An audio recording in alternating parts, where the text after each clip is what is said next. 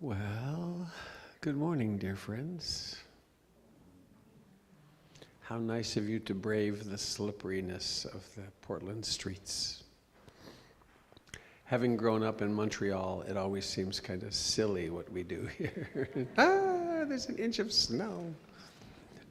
Also, hello to those of you that are joining us on the internet. I always look for you in that little box up there, and I can't see you, but I know you're there. So we have a very delightful opportunity this morning. My Dharma brother, Frank Leder, is here visiting from Germany. And is it yesterday? My goodness, yeah, we had a wonderful one-day retreat yesterday here that we taught together. Very nourishing and investigating the question of, I guess withdrawal and return. When is it that we act? When is it that we are active? When do we intervene in life? When do we act on impulses? And when do we turn inward, and how much? And one of the things that emerged was, again, surprise, surprise, how much many or most or all of us need time to withdraw, time to nourish inwardly, to touch into that deep source of love and compassion, which is which then results in skillful action. So Frank is here, and he's going to conduct the morning. Frank and I are brothers by a common mother of Ruth Dennison. We both discovered her within 5 years of each other. His first retreat with Ruth was at Breitenbush. So he came all the way from Germany for that. And we connected. We'd heard of each other for many, many years through Ruth, and we met in the last year of her life. And since then have had an instant friendship and wonderful connection. And I have the greatest of respect for Frank as a Dharma teacher and colleague and friend. And he's also the founder of the Touch Life massage school, massage approach in Germany, and has taught hundreds of people this strategy of this way of doing massage. In fact, I should do this right now while I remember. Does anyone have a massage table which we could borrow tomorrow? Yes, 2. Let's connect with you guys, see who's the closest. Frank will be available here tomorrow for 4 sessions. You have the list? Yeah. One of them is spoken for already. So I'll talk with you, Susan, and I don't know your name, and see who's closest that we can get the table, and we will see if we can pull that together. Yes. Excellent.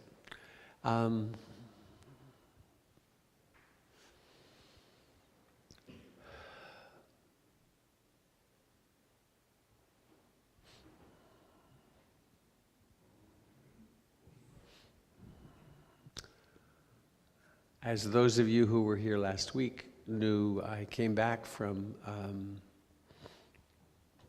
Standing Rock a little bit shocky and a little bit discombobulated and quite sick and unsettled. And I want to thank Frank for one of the characteristics that you'll see about him. There's a beautiful, stable, masculine groundedness, and a way of seeing the world in big picture and not getting too identified with the uproar. And so I want to thank you publicly for helping me yesterday, healing and getting my legs back under me with that seeing of the big picture and the way things come in waves and so on. And I think that will come through clearly in what Frank teaches today. So come on up. Oh, Kate. Oh, our volunteer that helps with Monica with the children is unable to come. Is there someone who would spend the morning with her and the kids? That would be a great service to us and them. Yay, thank you. Very kind.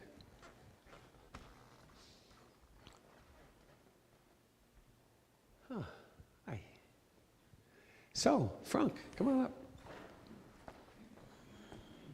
This handsome devil is Frank. You have the concert. All right. So I speak through this now You here? speak through that, yeah. Okay, great. Thank you for your kind words. Except it's not very loud. Let me see here. Say, speak now. Okay, thank you for your kind words. It's not on. Is it not? It's on? Yeah. Okay. I'll turn it up. Okay, great.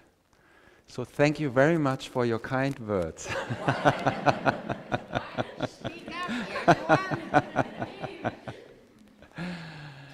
Yes, it's a happy day for me. I've been looking forward to revisit here. It's a year ago that I have been at PIMC, and that was wonderful to meet you, those of you that I have met a year ago, and now I see you again, and I am happy to meet new people, new Dharma sisters and brothers. So welcome everybody to this morning here.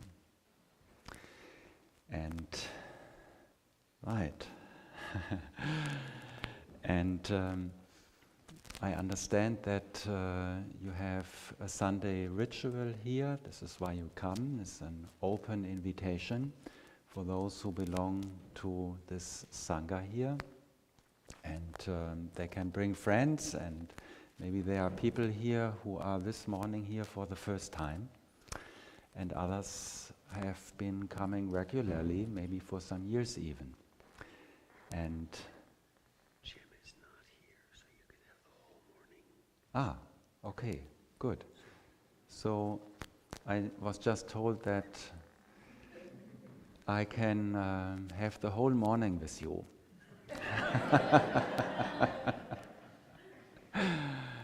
And that means that after a little introduction now, there will be, as usual, a guided meditation with phases of silence, so that we can go into the practice together. And then there will be a break, and usually Jim does movements, and today I pretend I'm Jim, so we will do some movements together, and then afterwards there is a Dharma talk, a sharing. Right. Yes.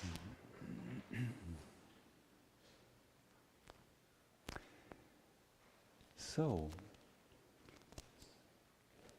hello, thank you for supporting this, and also greetings to everybody who is watching this, joining in mind and spirit, if not in body. So please be comfortable in any way you are practicing in sitting.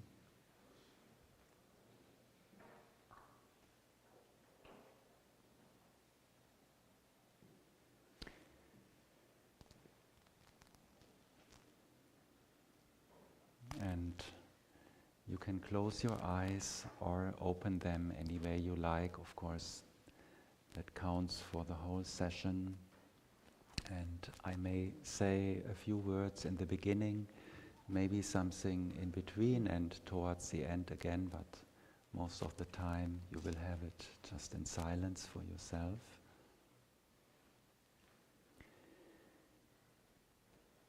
And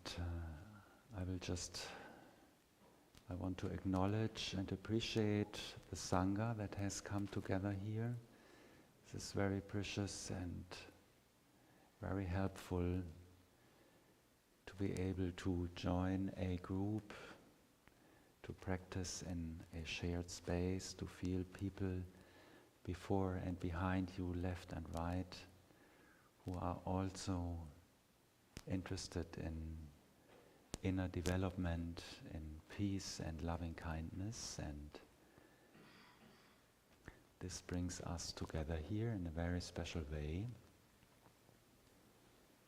And this time together can help each one of us to recenter, become calm and confident and find this inner peace and quiet that is always with us.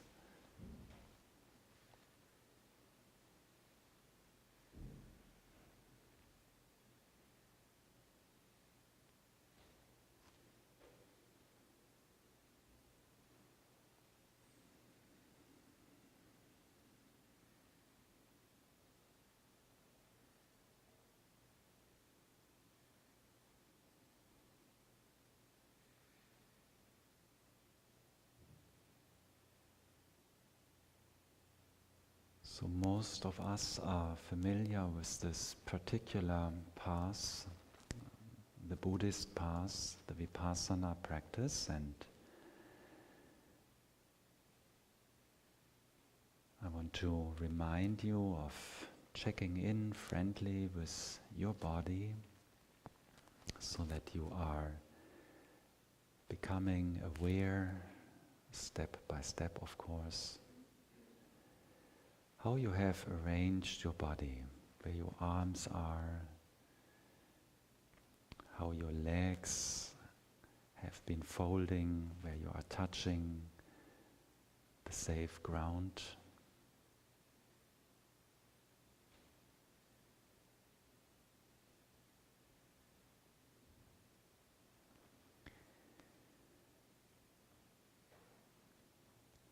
And then just notice in a friendly and welcoming way all the sensations that are happening there, ever changing,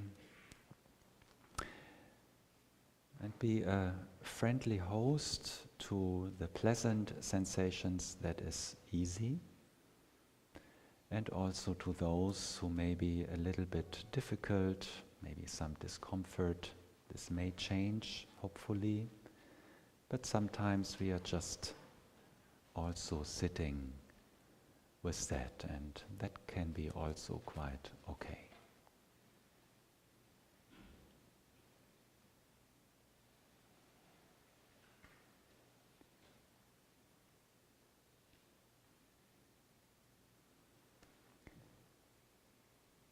And as you are looking and sensing and observing your physical home base, the body sitting,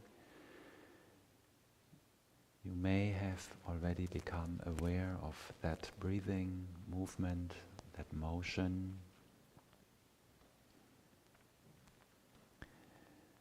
And welcome this breathing and be a friendly and good witness now and again, whenever you want to wake up again and refocus. The breathing can be a good resource for us to bring us again and closer to what we call the present moment.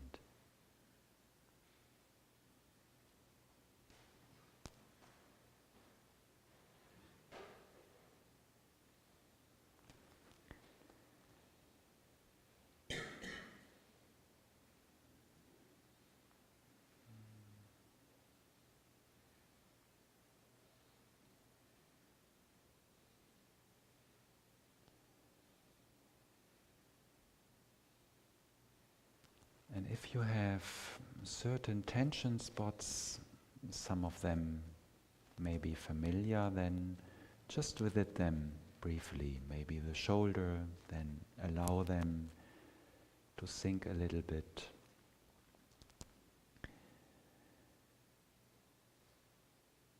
Maybe your forehead, the muscles on your face, they maybe want to become a little bit more soft, more relaxed, more receptive.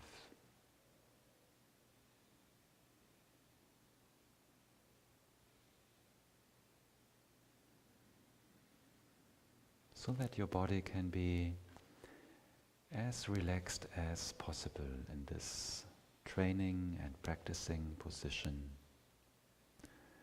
so that your breathing can really find a nice home there, And that may develop and change as we proceed.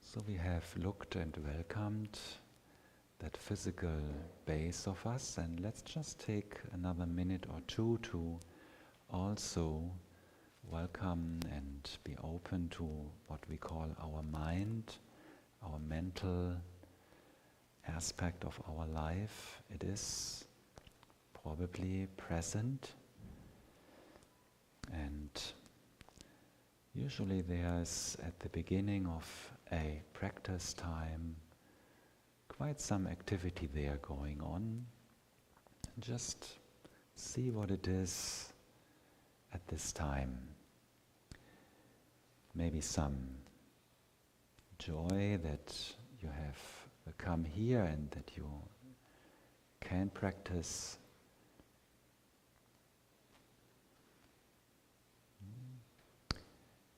Maybe some willingness to be present and observant and investigate your inner spaces. These would be very positive mental aspects, and it is easy to welcome them and wake up to them. And maybe some of you also have other states that are there. They can change, maybe some restlessness still.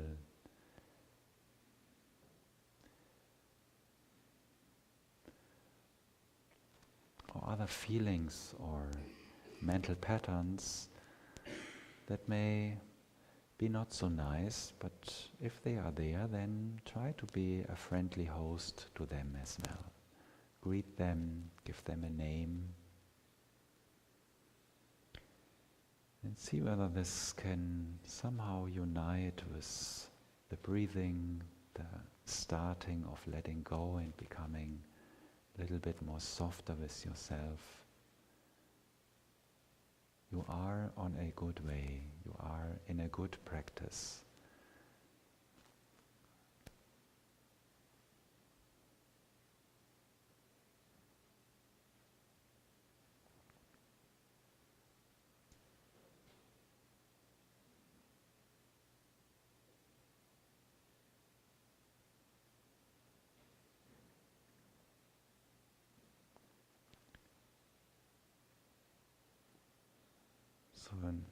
And in this way, you can practice now on your own for some time.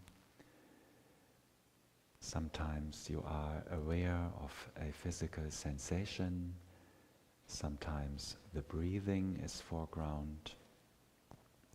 Sometimes it is a thought or a state of mind, a emotion that takes your awareness and calls for it. You can be welcoming and recognizing to all of them, and then return to your object of meditation that is already familiar to you, maybe the breathing.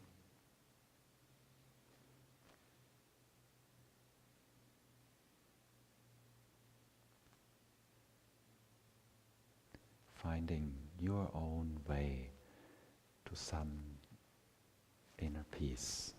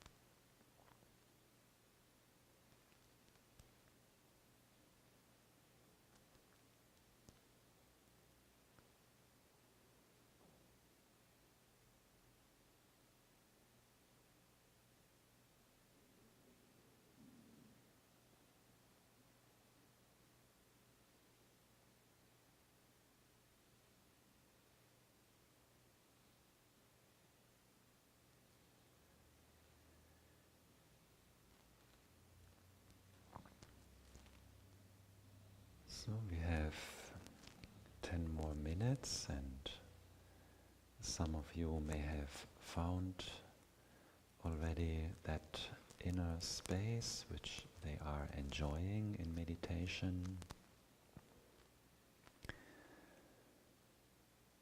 And others are still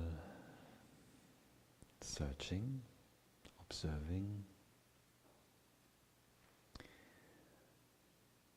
And some of us may even encounter some difficulties. This can easily happen. They are part of our life. So in case you are having some pains in your body, or in case there is some unpleasantness in your states of minds, the way you are reacting to this or that, or in case there are some thoughts that you do not find so pleasant, but they are just there and don't want to go away, then of course all these could be reasons to become disturbed. Can be difficult, not so easy. Or you can see all these as wonderful invitations to become a little bit more wiser and skillful and compassionate and loving. We are a practice field inside. Anytime something is noticed which is not immediately welcomed, it means, a chance to become more wise and compassionate.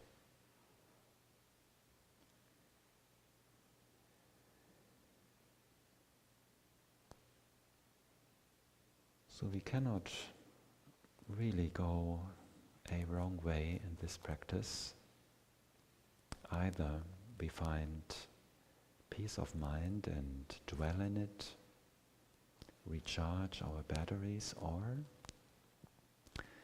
we are learning about how to become more loving and friendly about this or that part in ourselves. So just see for the last minutes whether you would like to apply that.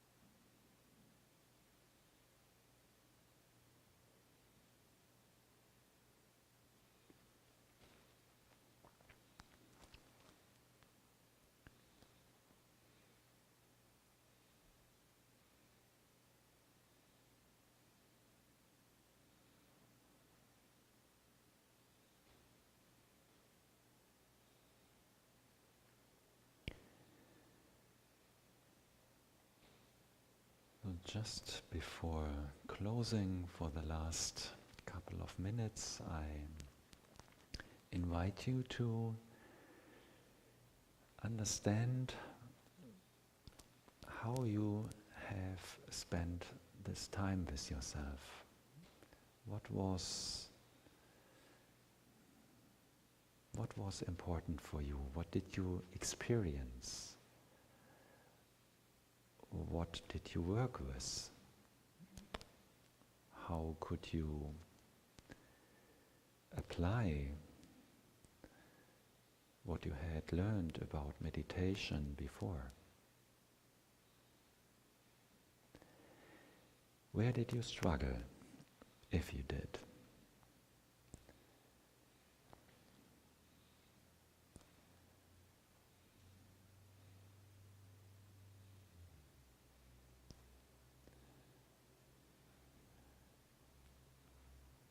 And try to do this quick overview, not with a judgmental attitude, but with humor and loving kindness.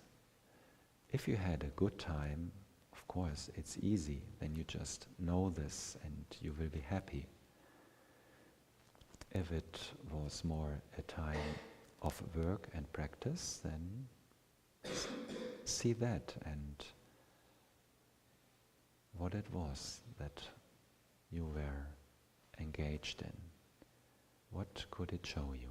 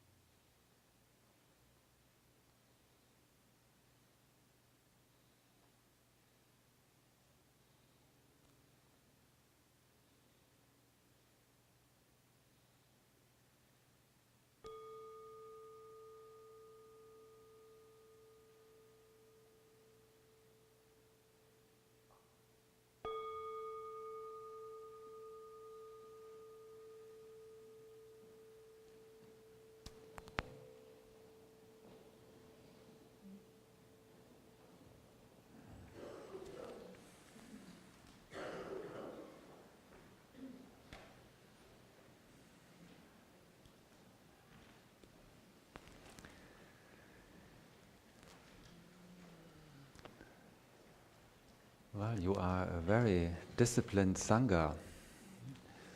Was very disciplined and quiet sitting with you. So many people coming in and almost no coughing, no sneezing. I think only one mobile went off.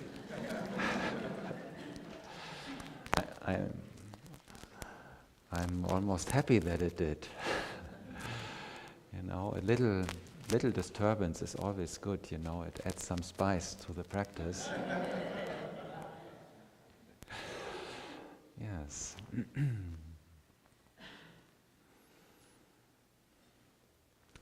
So, did you have a time that you could call a good time for yourself? Could you spend the time okay? Yeah. Okay. I remember you from last year, and it's nice to see you again. And I don't know anything about you, but I think I do remember that last year your breathing made a stronger sound. So whether it's just a today thing or whether you are much better now, this I don't know. But I'm very happy to have noticed that. So.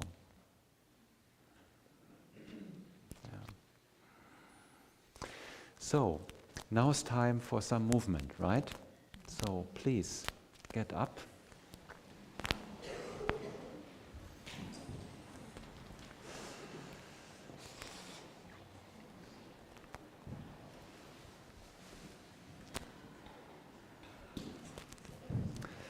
Right, and just find a little bit of space. You can come forward, whatever.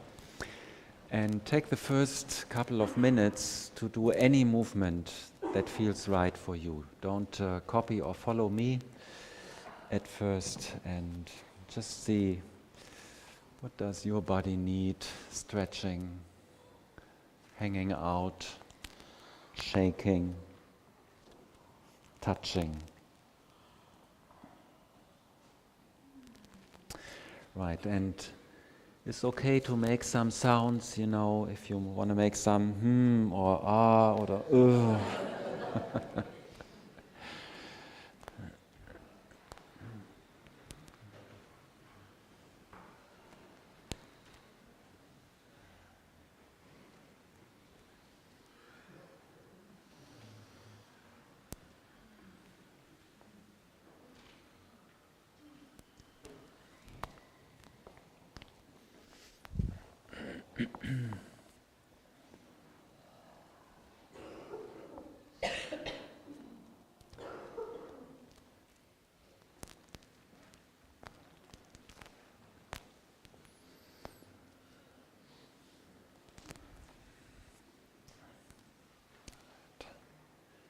Good.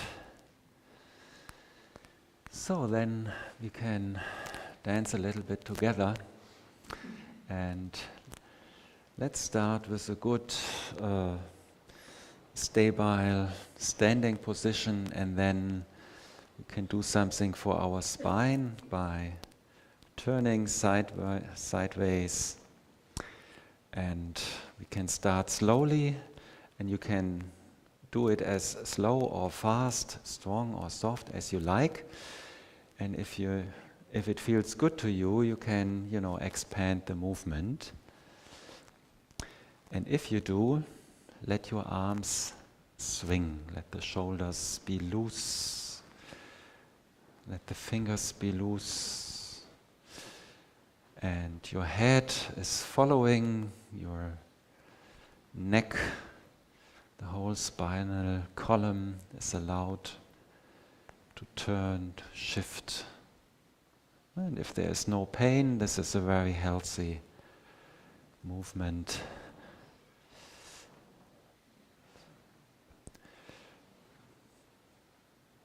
Right, the eyes are going with it, eyes are open, then you should be fine with your balance.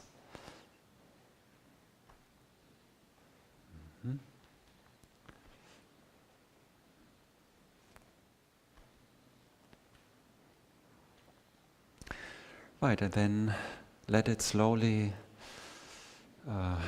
come to middle position again, a little swing left and right until it has found its center again. Very good. All right, good. Yeah, let's roll the shoulders a little bit backwards first and do it slowly. Then you can sense it more. And try to invite your breathing with it. Do it so that you can have one breath cycle for one circle of your shoulder. So everybody has to find their own rhythm now.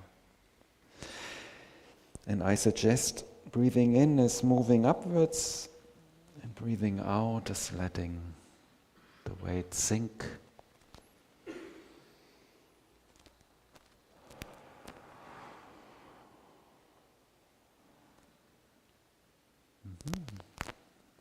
Right. And the other way around. And do it full circle, extreme now. But let the breath be your guidance. Breathing in when you build up tension, breathing out when you're letting the arms hang.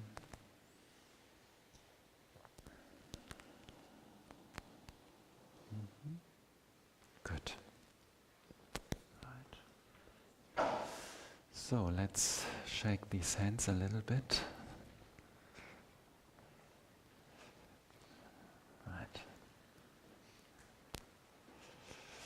And come up.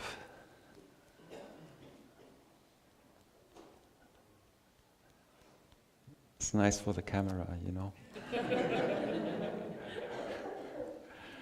Right. And a bit stronger. And then a little bit of a releasing movement. Huh? Do it several times.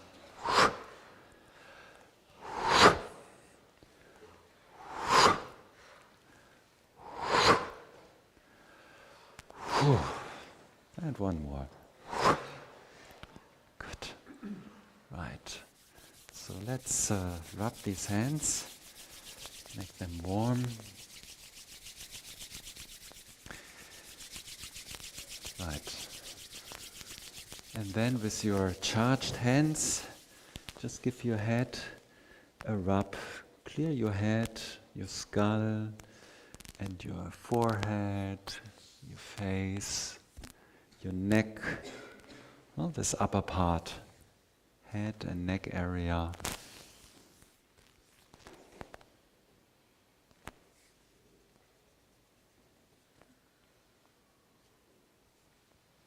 All right.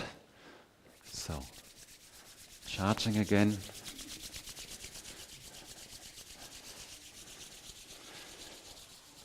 So now, first we clear with our right hand the left arm. Sort of, it's like a second shower. You all showered this morning, I know, but we do it again.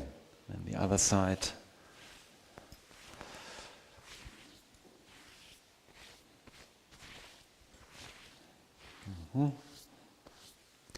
And then a little bit the shoulder as far as you can reach.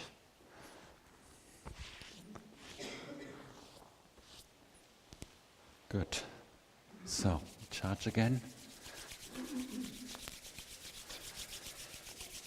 Whenever you notice a deeper breath, then please do it. If you feel like yawning, great, yawn. It's another way of breathing deeply. So now, the chest. Clear and touch your chest. And your belly.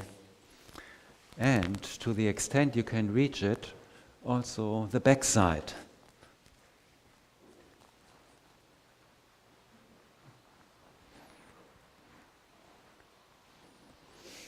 And do some circles on your kidney area. And do it strong enough so that you sort of warm them up. They like to be warm, these kidneys. And then from there, go a little bit deeper to your sacrum and give yourself also a warming stimulation there. Go right to the bone.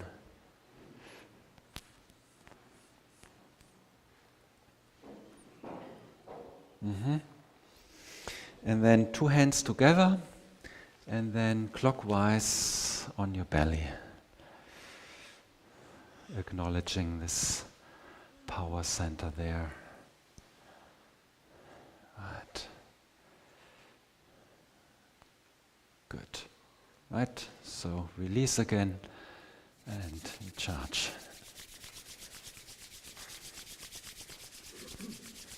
Getting warmer? All right. So now, the legs.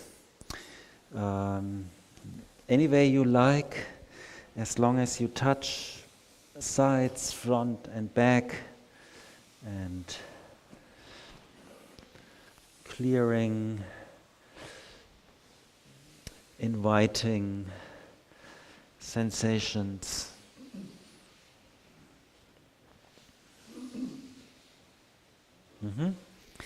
And then a nice movement together. You bring your hands up from your leg, sort of on the inside. And then you turn on your belly, and then you go down again on the back side and outside to your toes, and then you can make a circular motion and do it 5 times.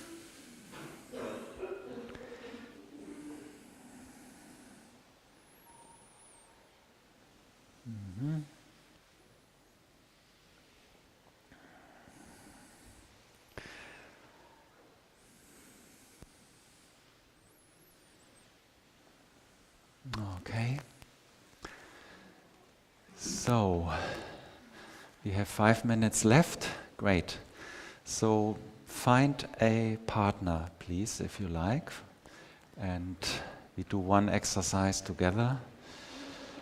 And if somebody is left over, he can come to me. Yeah, please, come. So we demonstrate, huh? Great. So one person stands behind the other one with sort of an arm-length distance. Huh? Very good. Great. You do it. 3. Okay, you have no partner. Can you maybe help them? Yeah, that would be nice. Great. Wonderful. So the person in front, you can close your eyes. We do 2 rounds, so that everybody gets to experience both sides.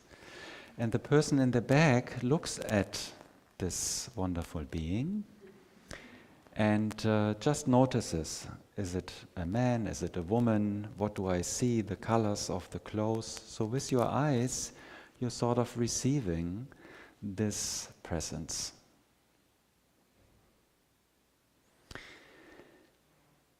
Right. So, and then with your friendly hands, you lift them, the person in the back, and you sort of, as if they were torchlights, and you are sort of beaming your friendliness through your hands to this person, and then just slowly you bring them to this person's shoulder area. You're making contact. Right. Great. And then just let us sense and feel that for a moment. Touching or being touched. That's something very fundamental with us human beings. We are touch sensitive.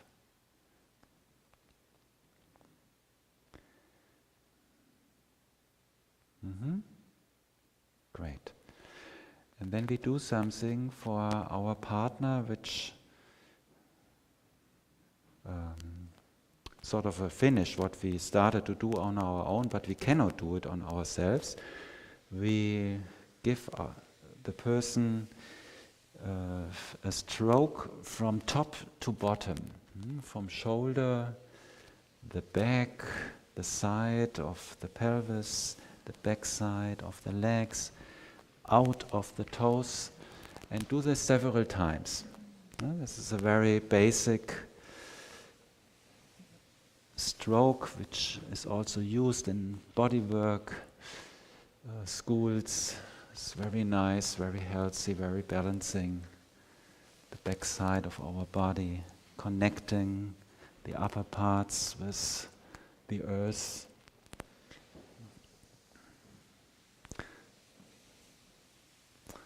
Yeah, and the person in front just enjoys that, feels that, senses that, this help, this greeting.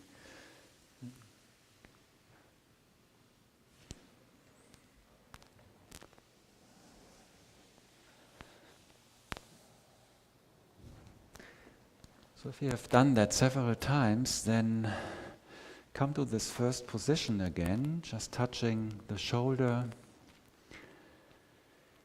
And again, we just experience the contact. And then you can, I'm talking to the active person, the partner in the back, then just find a friendly attitude or thought, and then let this communicate through your hands without words. Something like, have a happy day, or may your shoulders be without pain, or whatever it is that comes up in you. And you just add that to your hands.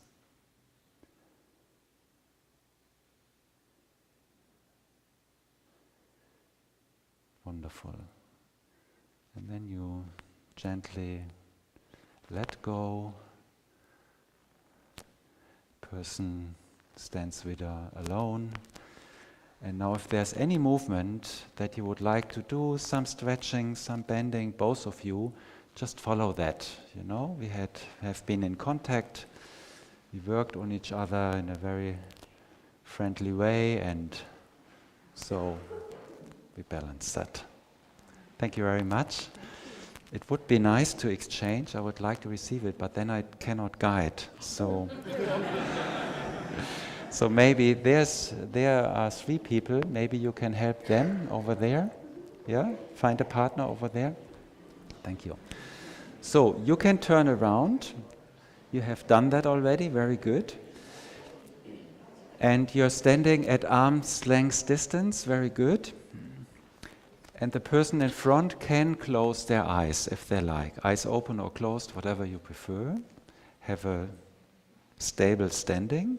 Feel your breathing, feel your body.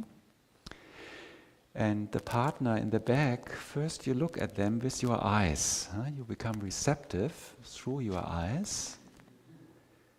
You see this other person there, woman, man, old, young. You see the color of the clothing.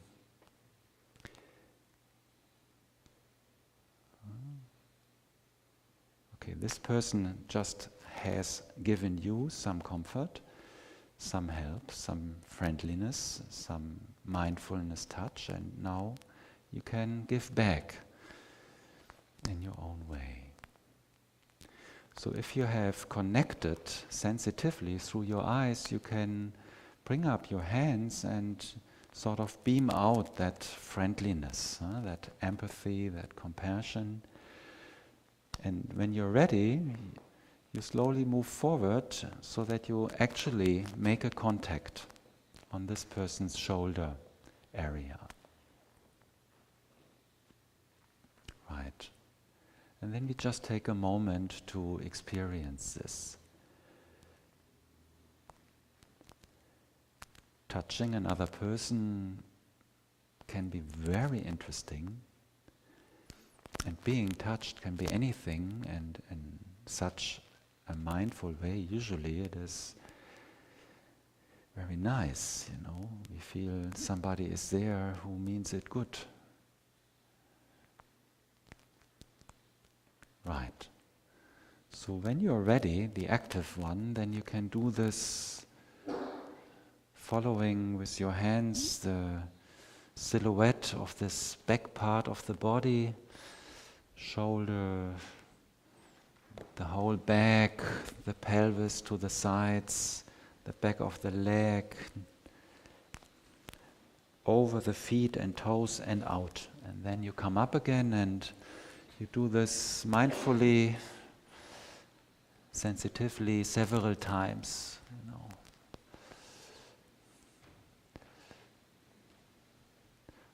And when you come down to the feet, then follow on the feet up to the fronts, the whole length. That's the best thing. Then it's fully grounded, one could say. Yeah, and if you cannot bend so far, then you just do what you can. It's also good.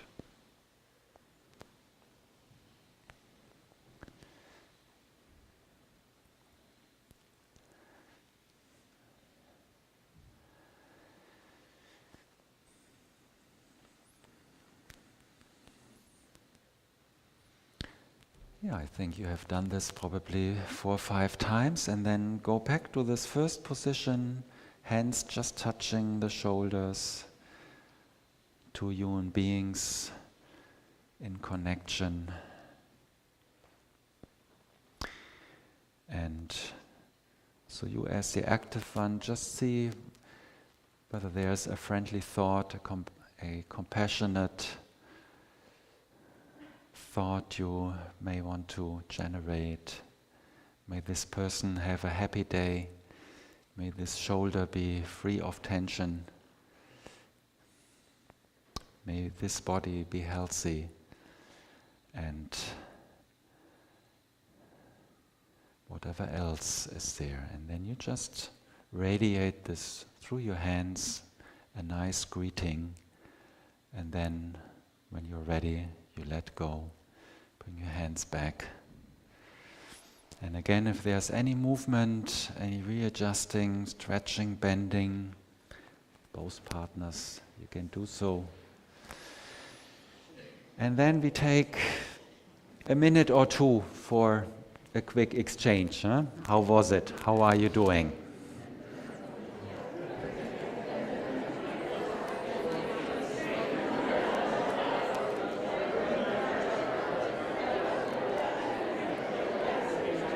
Can I get a few minutes for announcements before you start your Dharma talk? Sure, Okay. yeah.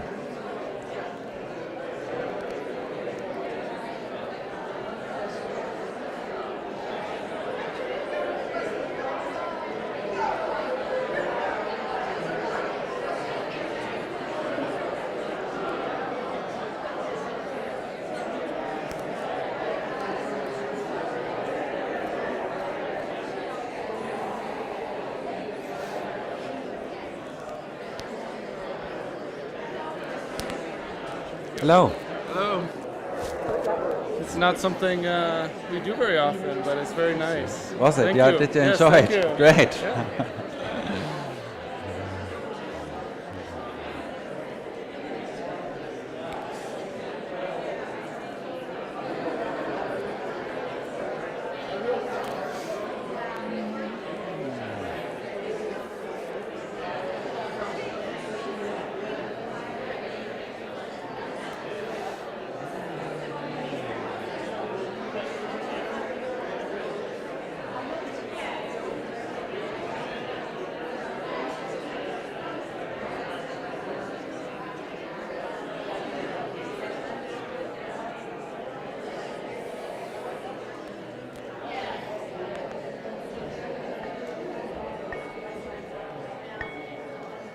Thank you.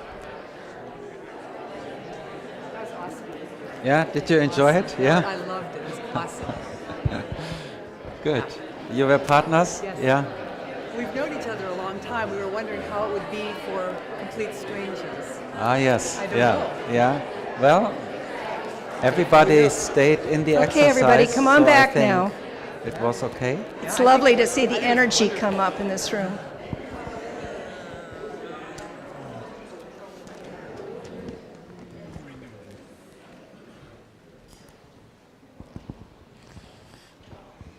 That was wonderful. That was really sweet. How many of you here are here for the first time today? Yay, you picked a good day. My name is Kate, and I do communications and community support, and just kind of random acts of love is my job. Doyle, where did you end up? Doyle is one of our teachers, and he is here to do Dharma consultations today. So if you would like to spend a few minutes talking about something that needs discussion, he will be available, and there's a sign-up sheet on the back of the room. There will be next week no children's program. So I hope you will all enjoy being home with your families and the little ones, and it will continue on again in the next month. Speaking of the next month, I don't want to take the time today to tell you about everything that's going on in January, but there is a ton of stuff going on in January. Doug is doing a class on compassion, a day-long retreat. Is that compassion, right? I think Robert's doing death and dying. I think there's going to be an evening healing program. There is so much going on. Please watch the PIMC calendar. And if you're not on our email list, there's a sign-up at the back of the room. Please fill out your information and get on the list so you won't miss announcements and descriptions about the things that are happening. If you're not familiar with it, or if you've never walked through that door after the Dharma talk, every Sunday we have what we call hospitality, and volunteers prepare food and yummies so that you can have a snack and some wonderful, wise communication, and it's a delightful way to meet people. So please walk through that door. It's magical. It's like a magic door. I was thinking about at this time of the year, I think a lot of us struggle, and one of the things that was coming to me in meditation this morning is what an amazing thing it is to be able to come here and, ooh, I get teary, just like Robert. to come here and find the loving support and companionship that is available if you need it, and I think we all do. I received this morning just a wonderful little thing called a Call of Brokenness from a nice couple, and I cannot connect the name with the faces. So if you are, or if you know of, or if you were the person who sent this, would you please let me know? Because I'd like to thank you personally. We are at the time of our year-end fundraising, and most of you have heard me talk about these things so many times, about what this community means, that I thought maybe it would be nice to hear from someone else about what this community means. So I think most of you know Paul. Paul takes care of the grounds. He takes care of the video when needed. He takes care of anything that needs to be done, and we love him. Will you say a word? So this is impromptu. Kate asked me sort of at the last minute to make a few comments about giving here at PIMC. And so just kind of try to throw a few thoughts together. And first thing I want to say is I'm one of those people who does not have a good relationship with money. And I know I'm not alone in this.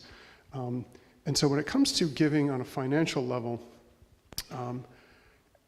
I've also come to the point where it's become integrated with my practice.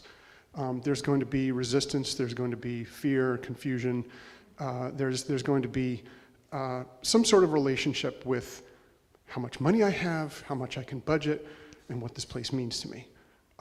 And so, first and foremost, I can't possibly give in financial dollars what this place means to me.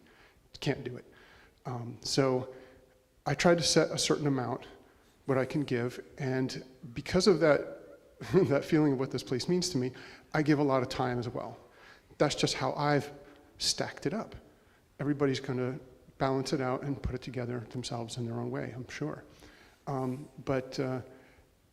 first think about the first time I came through those doors 3 years ago, almost 3 years ago exactly.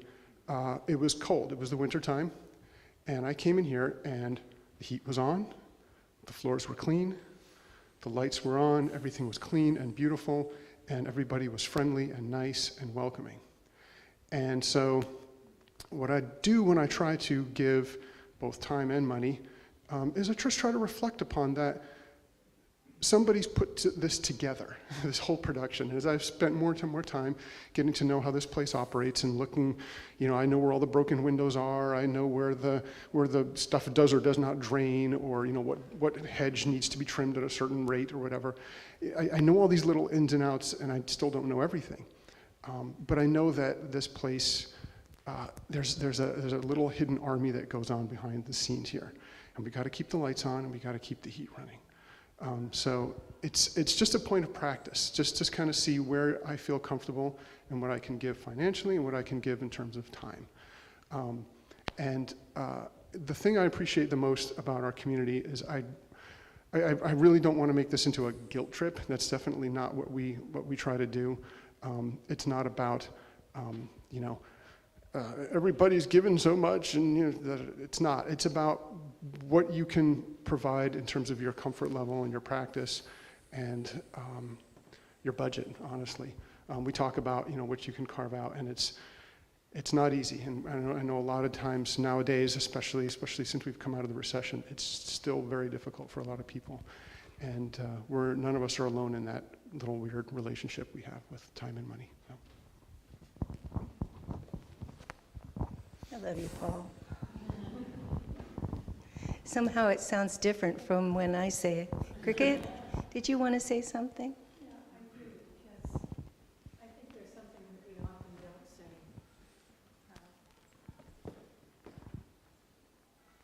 Thank you. Good morning. My name's Cricket.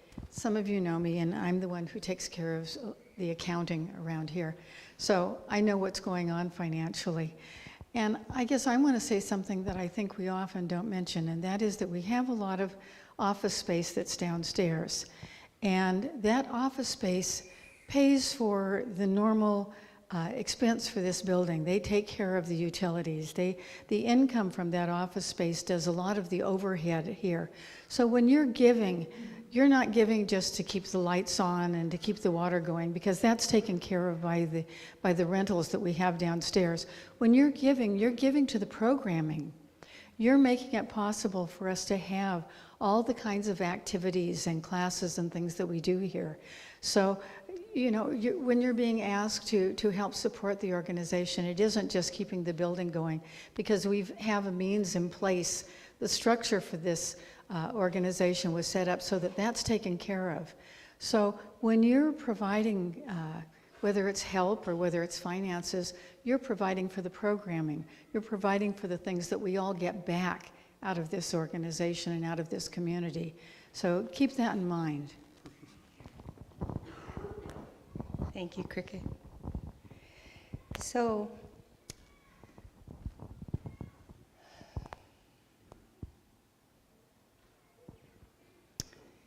this place is an extraordinary resource. And if you've ever been to register for one of our classes or events, you might see always that it says, if you can't afford to pay the suggested donation, tell us what you can pay. It can be the suggested donation, or it can be $2. And no one is ever turned away from what the offerings of the Buddhist teachings for lack of funds. And I just think that's so important. So that's enough of that. If you want to give on an ongoing basis, you can go to the website and join our stewardship circle, which is wonderful, or you can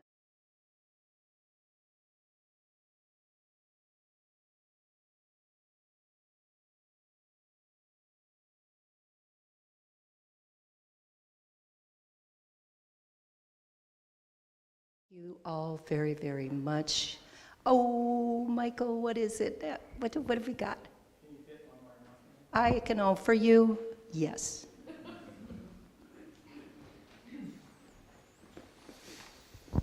Good morning, everyone. My name is Michael Midshall, and I'm the volunteer here who takes your donations that go into the Great Hope Chest here, and I bring them to Transitions Project downtown for people that many of are living on the street and require services to help them get through, and for those that are moving from the street, transitioning into their first place in probably a long time.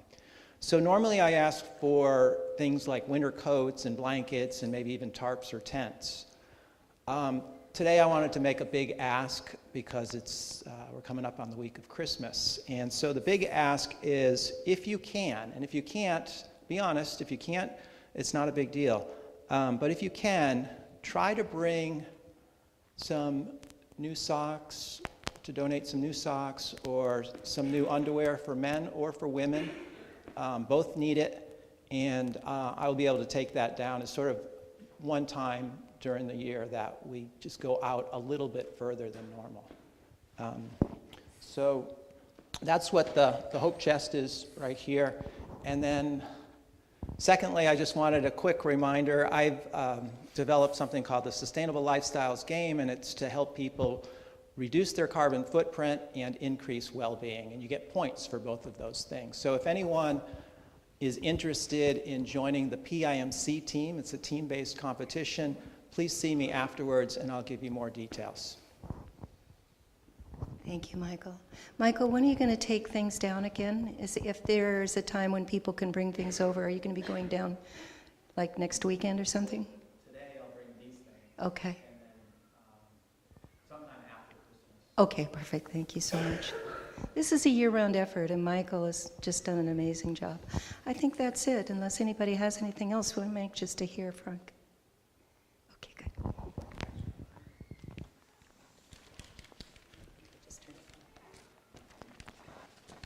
Oh, there we go.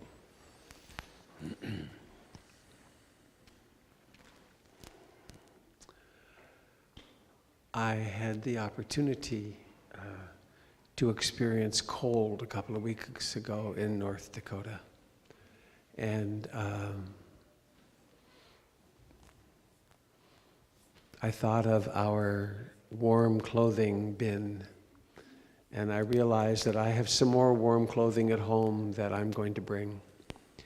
And being cold really, really, really sucks. And to be cold at the Ocheti Sakoin, there were hundreds of boxes of hand warmers. I mean, the generosity was beyond, they didn't know what to do with all the stuff. So if my hands got cold, I could put in hand warmers. But I go by people out in the streets here in Portland now who don't have hand warmers and they don't have adequate clothing. And I'm going to really go through my closets and share. And I had the idea with the socks. I'll go to REI and stock up on some socks. That this notion that in our city we have really hungry, cold people is really bizarre. So we do have an opportunity to really help a little bit with that, something very practical. And the other thing is that next Sunday is Christmas and we're not meeting. It's not that there won't be a children's program, we won't be meeting on Christmas morning. So, I get to introduce Frank again. Here you go, buddy. Oh, we're going to have a massage table. There are 3 opportunities for massage. Frank is, as I mentioned at the beginning, begun a whole massage program all over Europe, actually. Hundreds of people he's trained, and there's an opportunity for 4 sessions with him. So if you'll see, have them come directly to you afterwards, and that's tomorrow, Monday. Okay. Good. No, I still. If you need it, to Okay. All right. Great. Yay.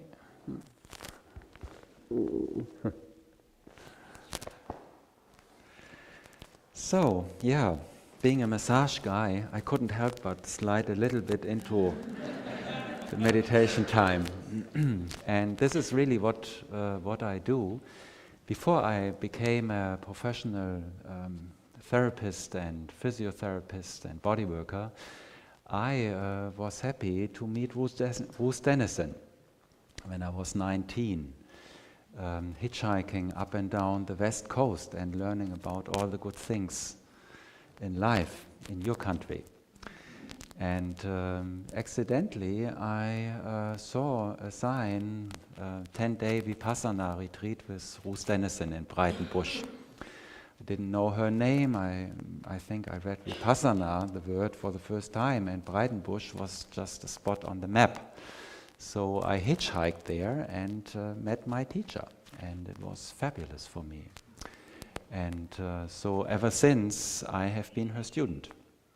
And parallel to that, learned a profession and studied for a year actually at Hartwood College in Garberville, California, and then further on in Germany. And so as I was growing into the professional field of a body-oriented psychotherapist or a psycho-oriented physiotherapist, integrated, I was also progressing on my spiritual path with the help of my teacher, Ruth Dennison. And so that aspect of Vipassana, the 4 foundations of mindfulness, the first being learning to be present to the body, really made a lot of sense to me. And so I could see how that training of mindfulness, using the touch sense and the breathing, how easily and nicely that can be woven into a physiotherapist's daily work. So I'm using the situation of a massage to train my patients, or clients I should say, to become more aware of their body, of their breathing, of their wonderful being. Whether they are interested in meditation or not doesn't matter, because it's all there. And so this is very good, it's very effective, and of course the massage is professional, as good as it can be. But this alone would not satisfy me. But to bring in more the spiritual aspect of becoming aware of this wonder of body, mind, and spirit, this is what I want to bring to my clients. And I am, together with my wife, who is in the same field, and then that developed, and then people wanted to learn what we do, and we developed that method called Touch Life. We chose an English brand name for that. And so since 2 decades, I am still treating clients, but mainly I am teaching and facilitating those who have been trained to step in and become a professional touch life practitioner, as we call them in Europe, themselves. So that's in short my work life. Touch, mindfulness to body, mind and spirit. And I am also, together with my wife, offering and teaching mindfulness retreats, silent retreats, several times a year. And I think as I grow older, maybe I will teach more of that and less massage, but I'm still young enough to do both, hold this in both of my hands. So, here I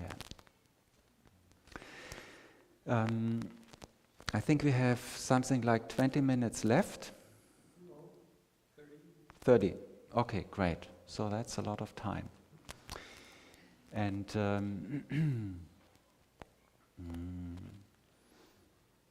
how are you doing? Are you happy? Yeah. A little bit of stress with your president-elect?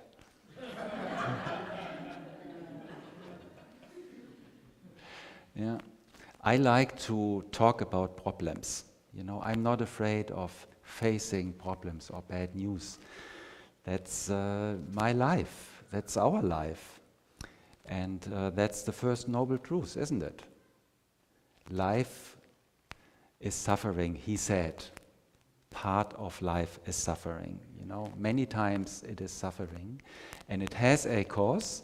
And there is a way out, and the Eightfold Path teaches us on many levels how we can work on ourselves or work together, how to get a grip on it, and reduce the extra suffering. And then there is still enough suffering left, and that is something that I have learned through the years. At first I thought if I meditate long enough, suffering will be gone. But only maybe the personal suffering is reduced. But meditation also makes us more receptive. Our senses are waking up. Our, walls are melting away. Why? Because, we are working on ourselves. We are refining ourselves. And then that results in feeling what is going on out there, what is going on in you, our fellow human beings, and the animal kingdom, and the plants, and the whole planet. We feel that, and just because we or a few 1,000 people meditate, this is not taking away the suffering of this planet Earth. No way. So there is no way out. We can reduce our own suffering to a great extent, and we will always, as long as we are alive, be in some sort of resonance with the difficulties that the world around us is experiencing. So there's really, as long as we are alive, no complete way out of suffering. And but what a great deal can be done about how we relate to it. There are facts of life. We cannot change them. We can only relate to it. If we ignore, doesn't change anything about the fact. If we fight it, fact is a fact. We can fight it. We can blame. We can do all sorts of things, silly, many of them. But a fact is a fact. And so looking at ourselves and at the world and the difficulties and troubles that people go through with an open eye means that we are facing dukkha, suffering, many times. And then, what I learned through my teacher, Ruth Dennison, what it actually teaches us is to become more compassionate. And compassion and loving kindness are one of the 4 suggested noble abidings. I think that's how Buddhist frame of mind tells them, the noble abidings. Is that true? Yeah, okay. And so that is compassion, loving kindness, sympathetic joy, which tells me it is not only suffering, there's also joy, beauty, truth, great things happening, and of course, great things happening for people all the time. People are having a great time, whilst others just experiencing not so great times. But if you are with somebody and they are enjoying themselves, then join in with your sympathetic joy, support them, have fun, and be grateful for such beautiful moments. They are precious, and they shouldn't be ignored either. And then number 4 is equanimity, the most mysterious one. And it comes on very silent, soft pause, this equanimity. It is not an emotional state that is recognized forefront because it has so subtle qualities. So those 4 are suggested to be emotions that should be cultivated. And whenever we are in one of those, we are happy. Isn't that so? If you are in sympathetic joy, it means you are full of joy. Then there's no trouble. If you are in loving kindness, then also there's no problem, is there? You're feeling warm, you feel you have something to give, either to yourself or you're sharing it. When you feel rich, you're not a victim, you're not in blame, you're fine. Probably you don't even think about meditating anymore. Why should you? If you are in that kind of emotion, that's the fruit of the training. So there is no need for practice other than being aware of it. And same is true for compassion, actually. If you are in compassion, then you are not in ignorance, and you are certainly not blaming or fighting any difficulty, whether in yourself or in other people or in the world at large. You just see what it is, and you are in that emotion, in that state of feeling that pain in you, in resonance to this big aspect of difficulties and suffering that people have to go through. Sooner or later, at some time, you know it from your own personal experience, and you see it out there because you have seen it in yourself. And in that compassionate space, it doesn't feel like a celebration. It's not the same as being in joy, but also you're not in trouble. You're standing on firm ground. So, how to develop these 4? That's of course the path. It's all in us. The potential is in us.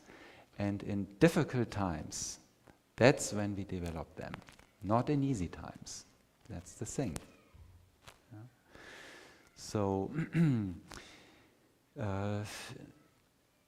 this I look at the gift, or no, gift is the wrong word.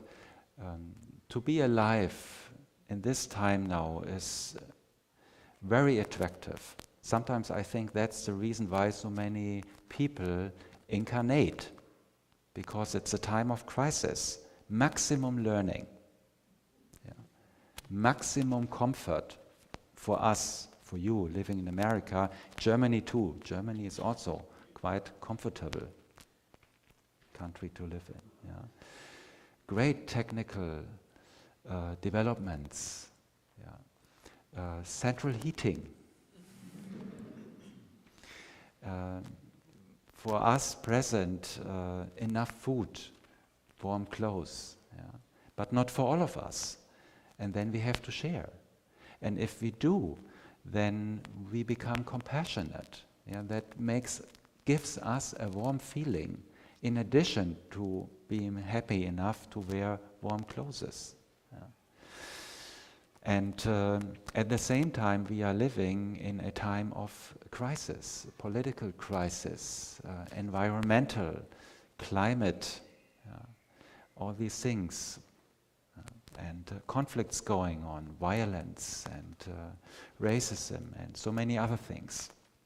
And so we have come to a planet, to a wonderful planet. We are part of a wonderful species, mankind. And we are a growing, developing species. We are here to learn. And what we are working at is not new. Look at the teaching of the Buddha, 2,500 years old.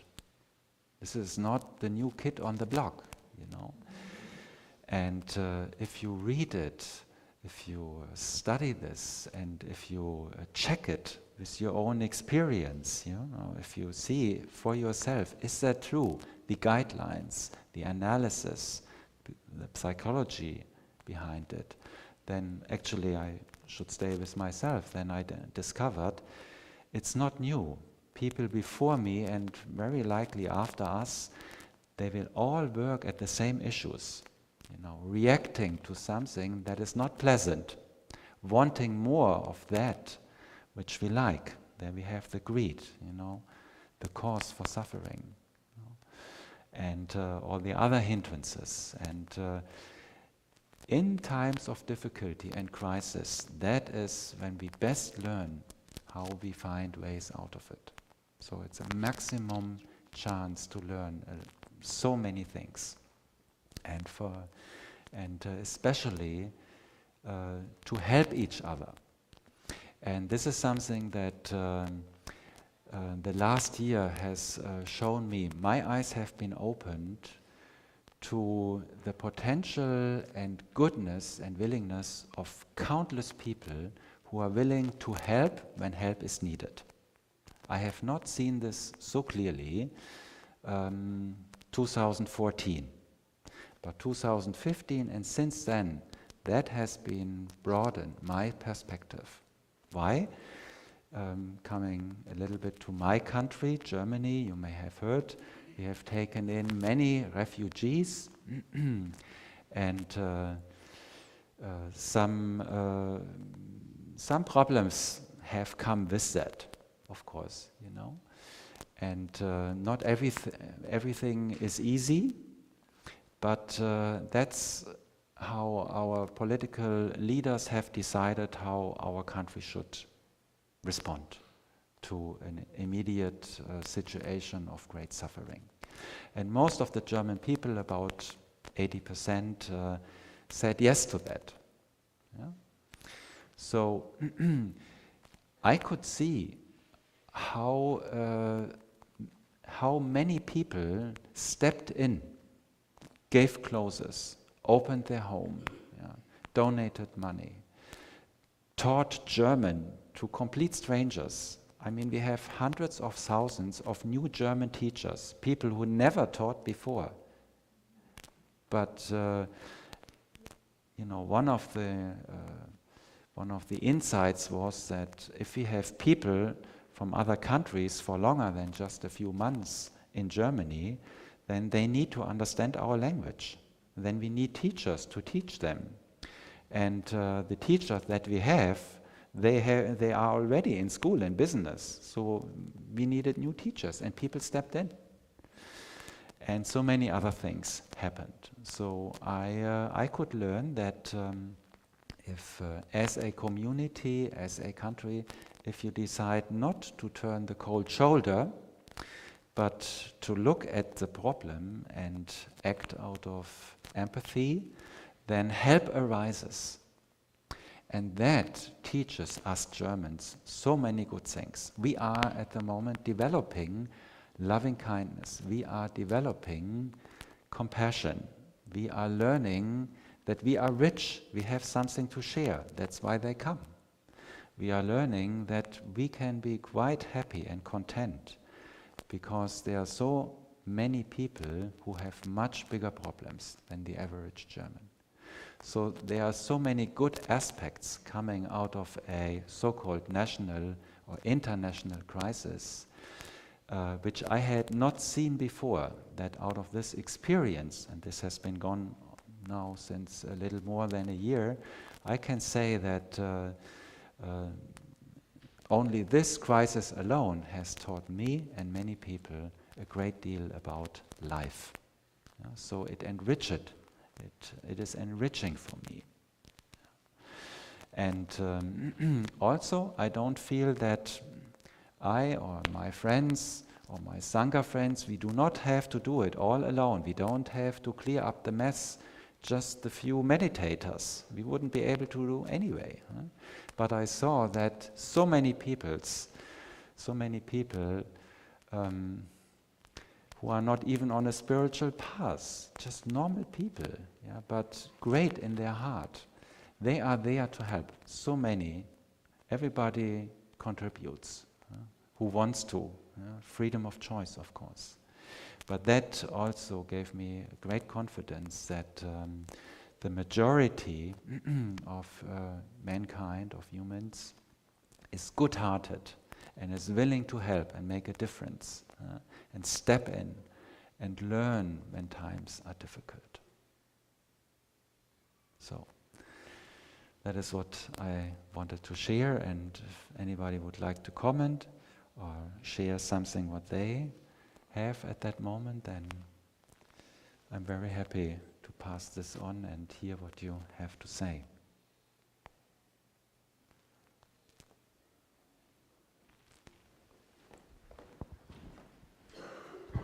This is more of a question, if I may. You mentioned in your experience seeing that the suffering in the world cannot be ended.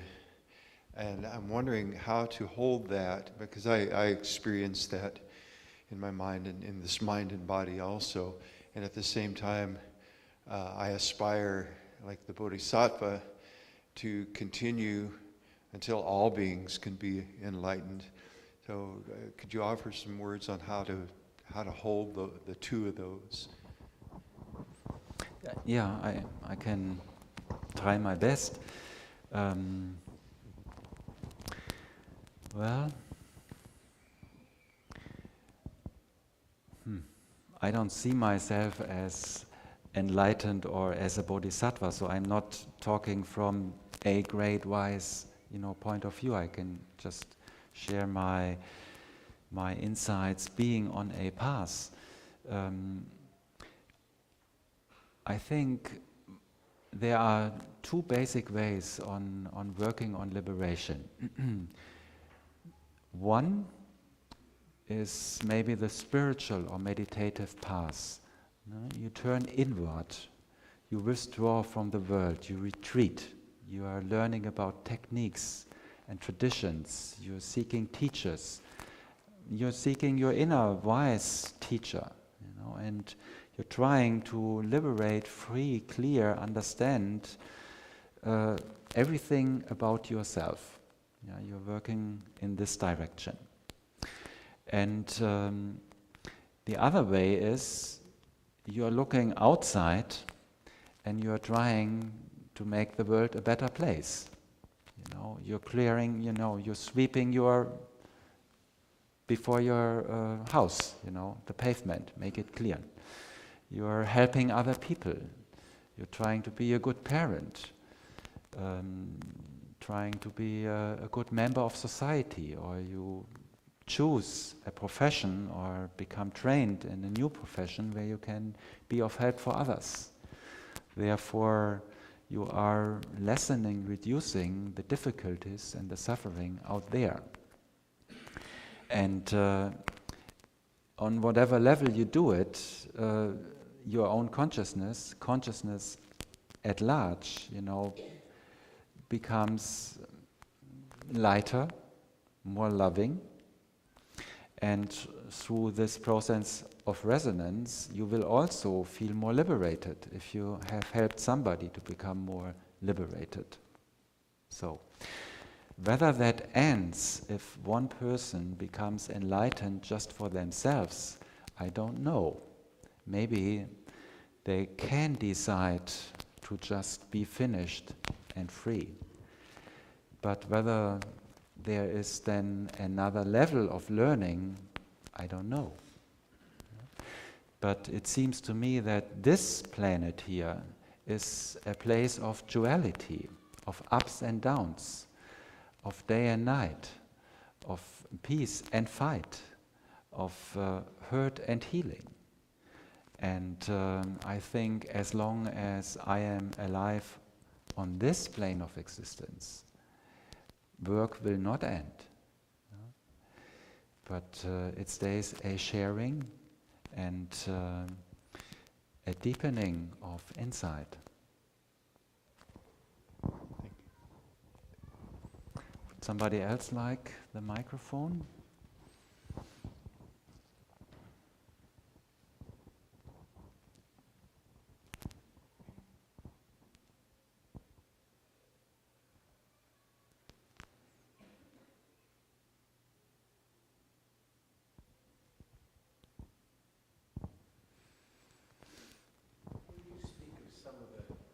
Shared with me of how Germany is responding to the circumstances of the immigrants, for instance. It was very beautiful, the stuff that you shared with me about that.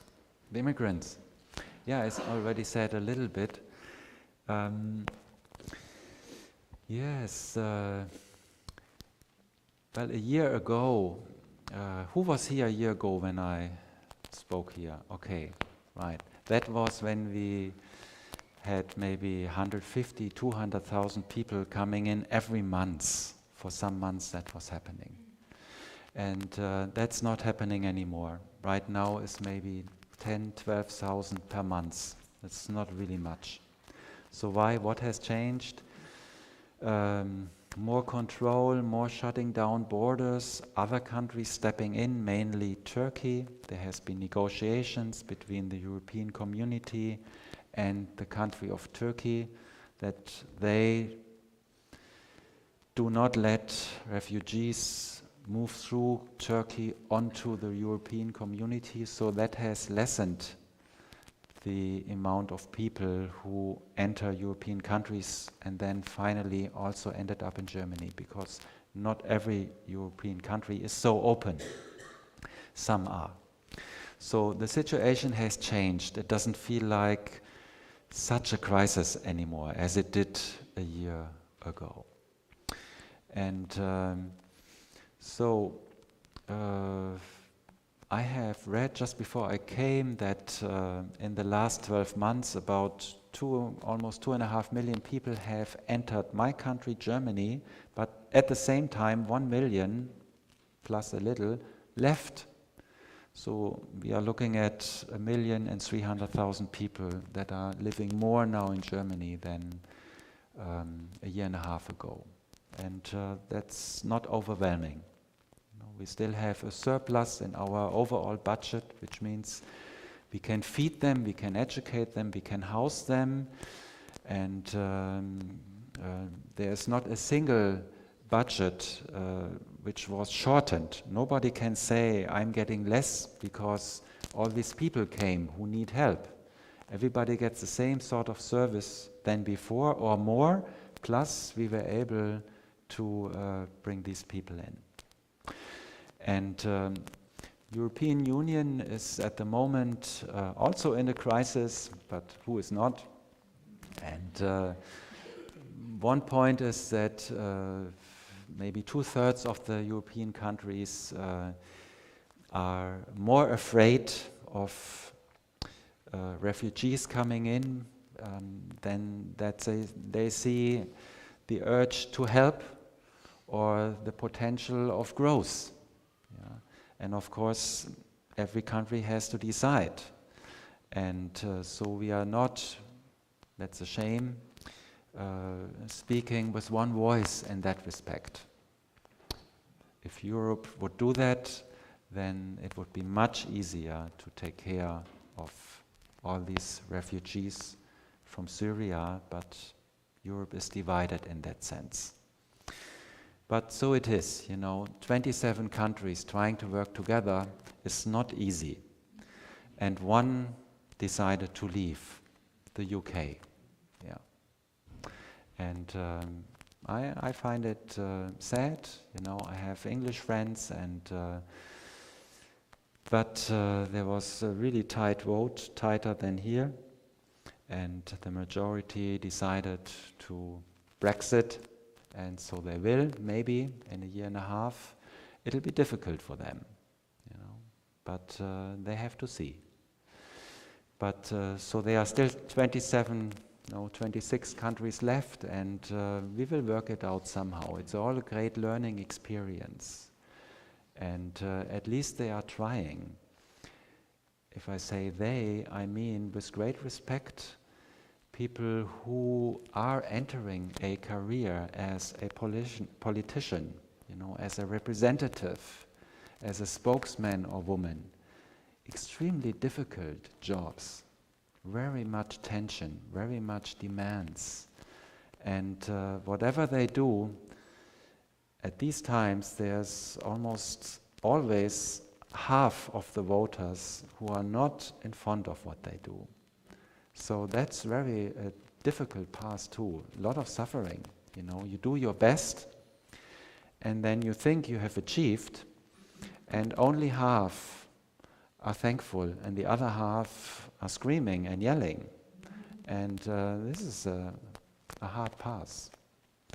So that was a little bit what I can share about Europe.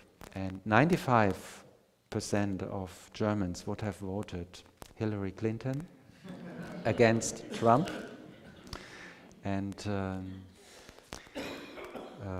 your still President Obama visited Germany 4 weeks ago, and it was very nice what he had to say, not only in German, but before he was in Greece, and he was motivating, speaking to the European community. Don't give up, work together, unite, stay strong.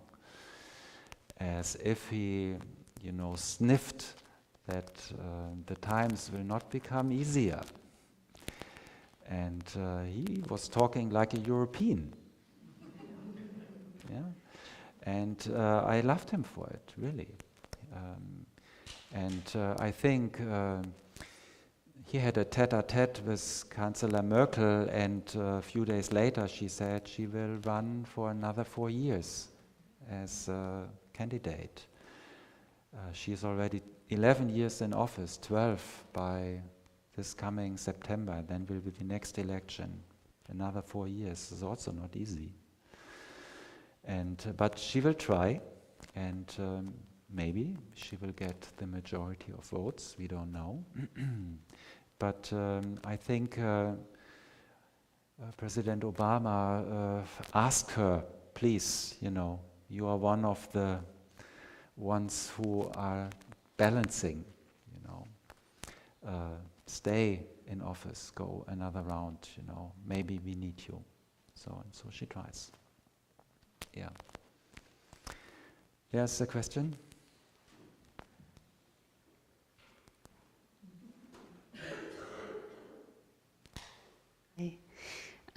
I just wanted to pick up on your interesting point about, or your emphasis on applying our practice also to the outside world and not just the inner world, and share with you the a story that I've heard repeated here a few times in the couple of years I've been coming here, that still doesn't sit well with me, and it's somewhat attributed to Ruth Denison. And so the story, I've heard it in different forms, but that some person, and I don't know if it was Robert or somebody, he was some other student of Ruth's, expressed their concern about a situation of conflict in Africa or the British invasion of islands in Argentina, and how upset and disturbed they were by a certain world development. And Ruth's response was something like, and Robert could probably correct me if I'm wrong, like, "Oh, I don't worry about that," or don't, don't waste your energy worrying about that. And at first, that really struck me as, put your head in the sand and don't, pay attention to the suffering of the world. Later, I became, I understand a little bit better that there's a message about don't get anxious and worried about things you cannot affect. And I do understand that. At the same time, do we only worry about the things that we can immediately affect? Because there is an awful lot of concern and suffering in the world, and I don't think it makes sense to turn blind eyes. So I'd like to hear your thoughts on that. Sure, yeah. Lovely that you address this subject. I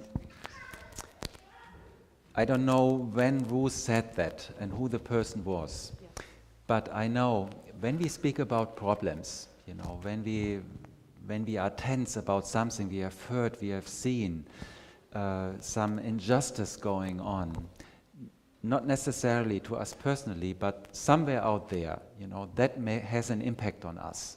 Yeah? And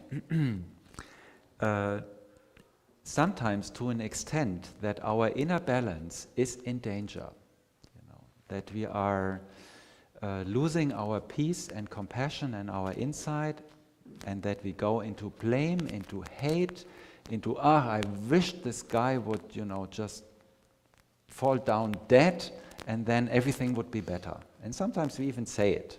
Yeah? And this can be also obsessive and contagious.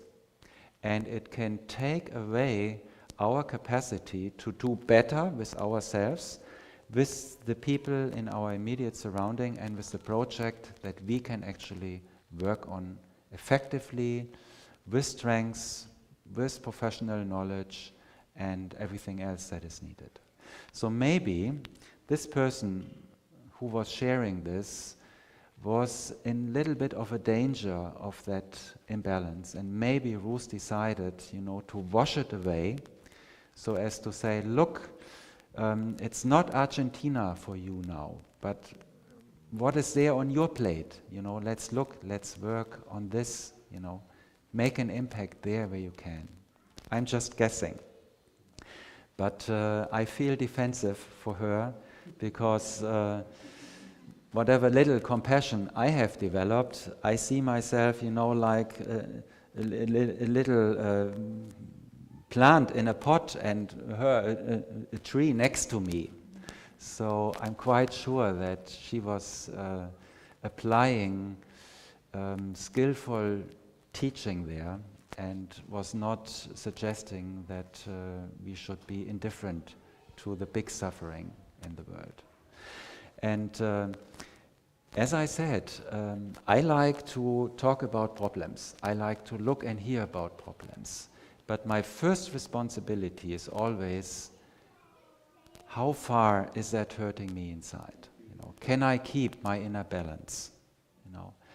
And if that, what I see or feel, creates an anger in me, an outcry, then I work with that first. I look at it, I bring it to peace, and sometimes that takes a little bit longer. And then when that is done, then I have to analyze, can I be of help and how? Do I have resources? You know?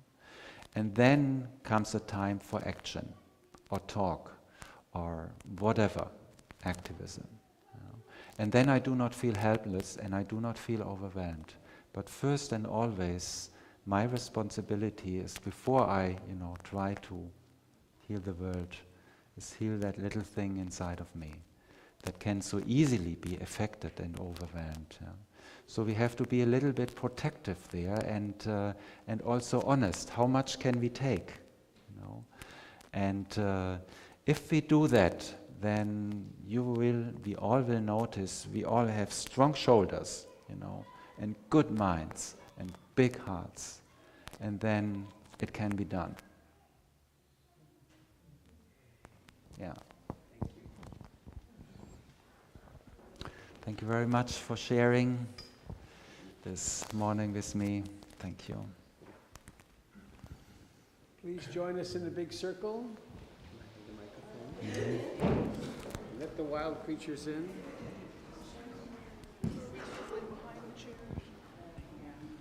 Beautiful. Yeah. As always. As expected. Come down with me. What to do with this? I'll give that one to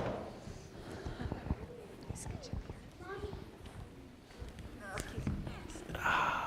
Hello.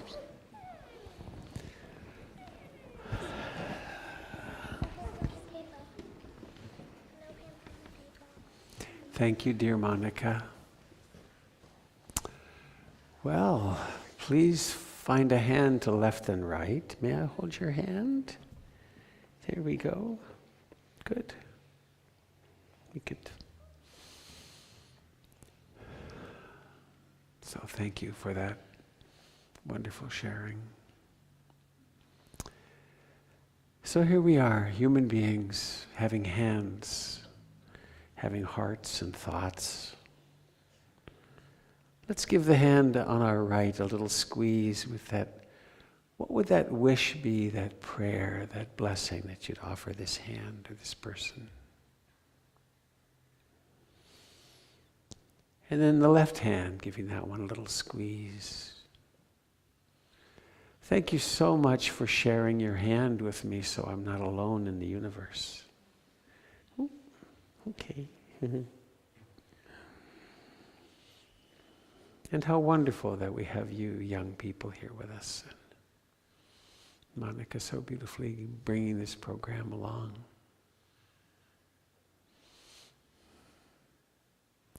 And let's take a moment to allow our eyes to rove around the group and to see ourselves in our many forms. And not only to see, but to be aware of this miracle of seeing, the fact that seeing occurs. And this consciousness that looks out through these eyes, we might consider is the same consciousness in each of us. It's the same consciousness that looks out through the eyes of our beloveds, of our friends, of those we think of as the enemy. So we don't have to go far to be one, because we always are.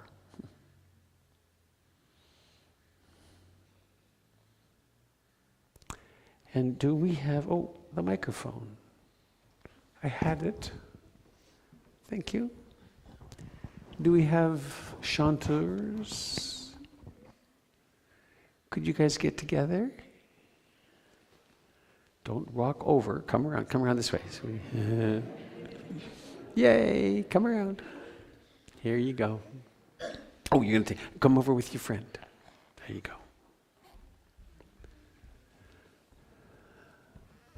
So whenever you're ready, may all beings be happy.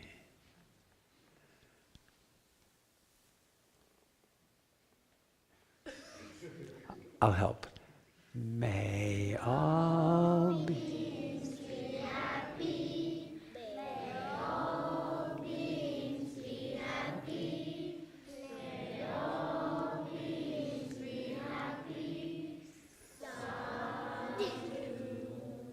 Sadhu, sadhu. But wait, not yet, not yet, not yet. Whoa, we are practicing patience, and an adult or two are holding the table. Thank you for that, beautifully sung. So what is that wish in your heart? What would you like to wish for yourself and all beings? And then 1, 2, 3, blow. Yes! We always succeed with that. So please come and join us for some connection and food. Take a moment to introduce yourself to your neighbors, and we'll see you soon.